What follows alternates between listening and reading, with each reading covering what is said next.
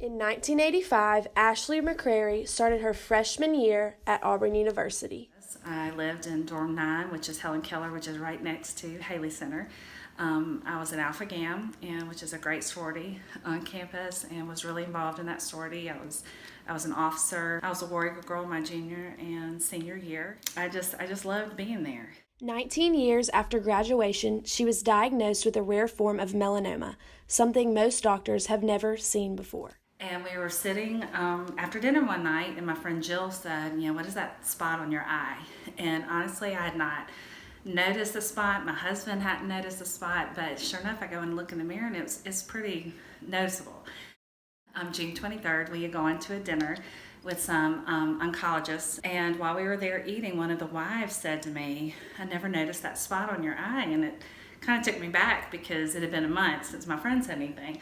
She had her husband, of course, who was a cancer doctor, look at it, and he said, you need to go see somebody right away.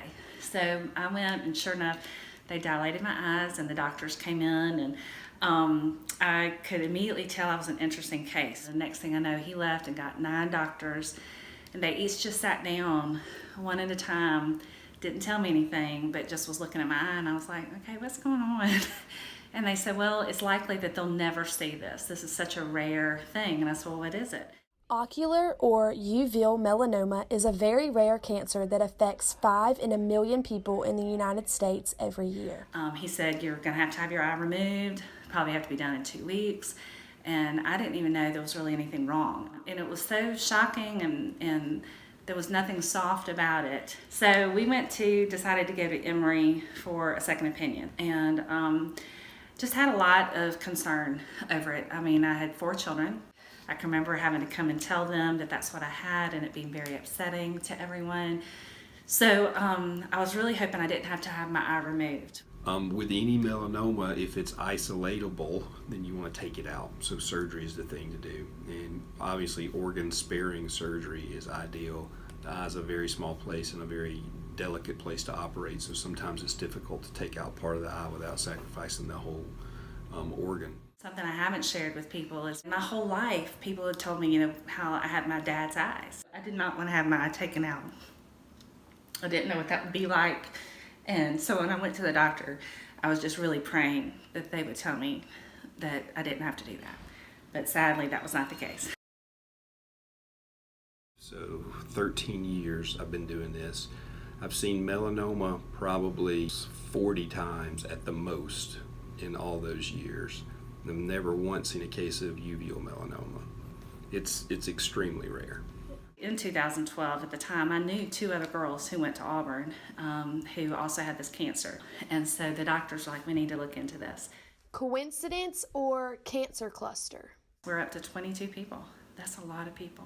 Was there something maybe in the atmosphere, something maybe in the water? I don't know. To me, a cancer cluster would be any type of cancer within a small geographical range.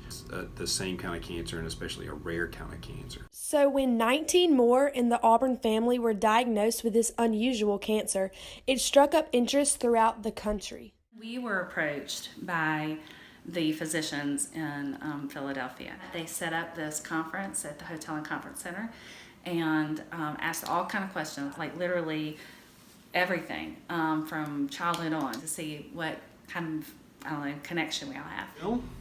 I think it's kind of fascinating that there's that many cases. Just finding them is kind of a needle in the haystack sort of thing. It almost, to me, has to be something that happened, some sort of exposure or something in common that those patients had.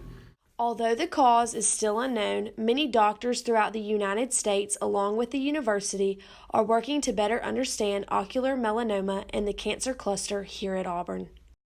The university's response has been perfect. They've said, right now we don't know any cause. There's no reason for you to be nervous about your children being here. However, we do want to look into it, but they're more concerned about their health than they are about reputation or publicity or whatever, and I see that as a positive thing.